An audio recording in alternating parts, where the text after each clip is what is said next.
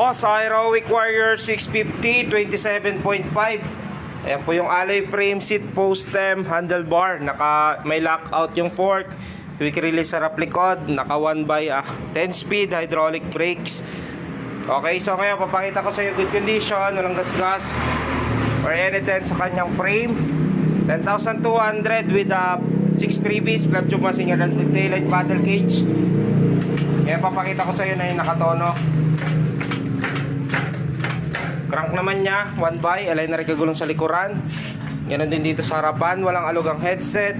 Ito din yung kanyang crank. Ngayon papakita ko sa yung fork niya, may lockout, bouncing.